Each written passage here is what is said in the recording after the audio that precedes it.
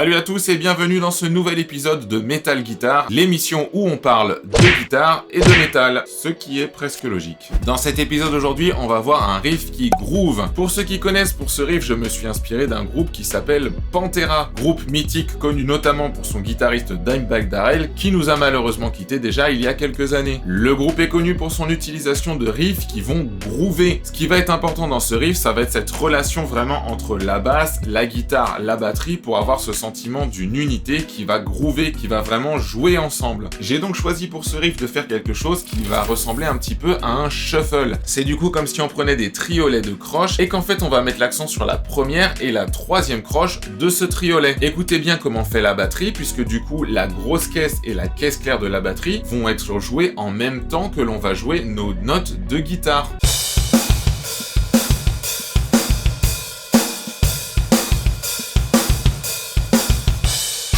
Qui va nous donner du coup notre riff. Donc la base de notre riff, c'est ce groove là.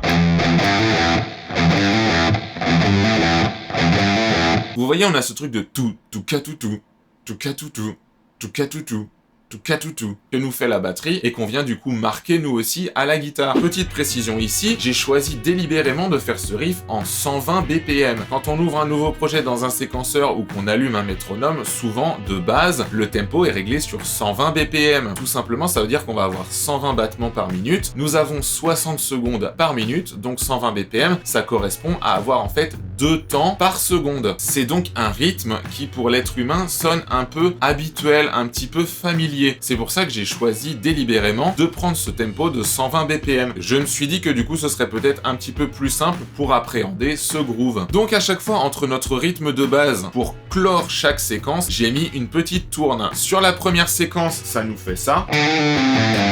C'est donc un plan basé sur la pentatonique de la mineure, avec ici la blue note sur ces notes-là. Pour apporter un nouveau petit groove.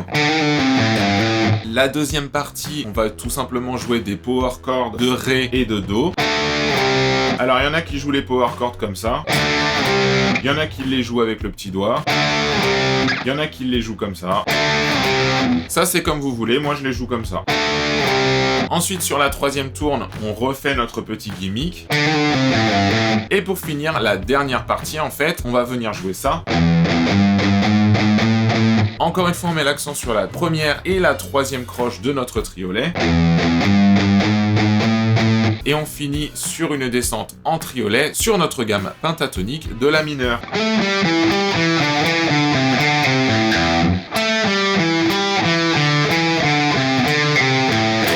Voilà, ça c'est pas une très grande difficulté. Bien sûr, la plus grande difficulté, ça va être de choper ce groove. Et vraiment, il faut penser à quelque chose qui ne soit pas droit, mais quelque chose qui est presque un petit peu rebondissant. Si ça peut vous simplifier, au début, au lieu de le jouer avec les notes, jouez-le simplement avec des cordes à vide comme ça. Ta, ta, ta, ta, ta, ta, ta, ta, ta, ta, ta, ta. Pour le côté rebondissant et groovant, vous avez vu que du coup, je joue un hammer-on ici.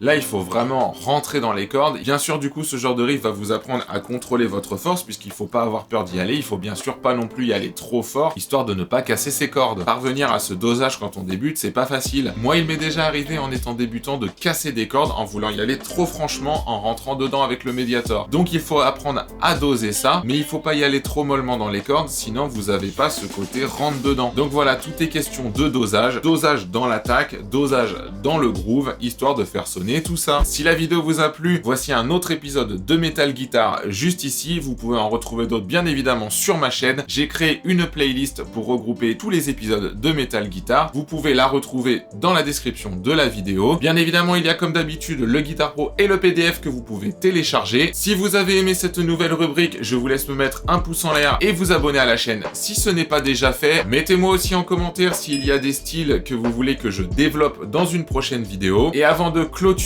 cette vidéo, on va se rejouer une deuxième fois le riff. Attention, c'est parti!